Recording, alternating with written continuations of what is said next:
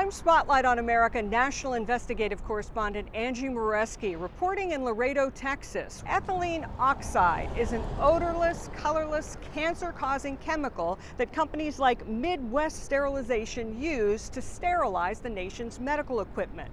Now, new regulations are going into effect, but questions remain about if and when exactly that will happen. It is a lot of information. The Clean Air Laredo Coalition We're going to need probably English and Spanish. is working to raise awareness, All right, well, let's go. warning citizens in this 95% Hispanic community about the dangers of ethylene oxide. So we can try the other side, Edgar? Ethylene oxide, or EtO, was classified by the Environmental Protection Agency as a carcinogen in 2016. It's a colorless gas used to sterilize medical equipment at nearly 100 commercial facilities across the country, including Midwest Sterilization in Laredo, Texas. And like many similar facilities, Midwest is located near residential communities. More than 80,000 people live within 5 miles of the plant, including more than 50 schools and child care centers. What is it like for this community to sit in the backyard of this facility emitting a known carcinogen? It's very frustrating. They're just allowed to be built in the middle of a city next to schools and businesses and residential areas. It's so hard to understand how that is possible. Tricia Cortez is a community leader fighting to lower EtO emissions since state testing showed cancer clusters here, and the EPA designated Midwest and 22 other facilities across the country high risk to nearby communities due to high levels of EtO emissions. We want to make sure that we can stop these very dangerous levels of emissions that are coming out of this plant. The new EPA regulations are designed to reduce EtO emissions at commercial sterilizers by 90%, but the industry is pushing back.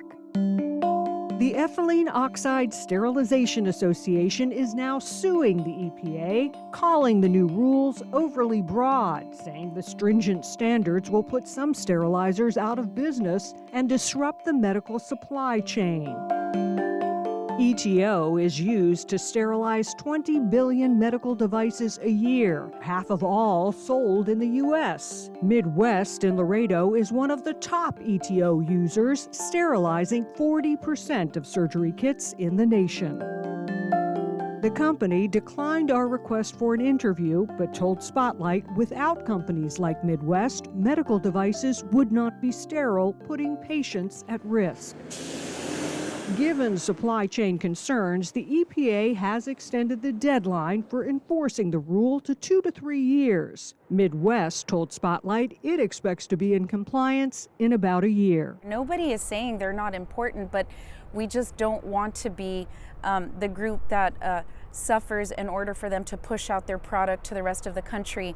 The mayor's invited Midwest and their attorneys to come to City Council on several occasions. Attorney Victor Trevino Jr. is the Laredo mayor's son and advisor, and has been a part of discussions where he says Midwest told the city they've invested more than $1 million in upgrades. It's a matter of trusting them, but the city would rather confirm it. I don't want to get cancer. You don't want to get cancer. Concerns remained high in Laredo at an October town hall meeting after recent local emissions testing still showed elevated levels of EtO in the air. We are not a sacrifice zone. I'm Angie Moreski. Hi. Spotlight on America. Spotlight discovered during our visit many residents are still unaware of the risk. You didn't know anything about EtO? No. Leaving groups like Tricia's even more determined to push the industry to comply with the rules.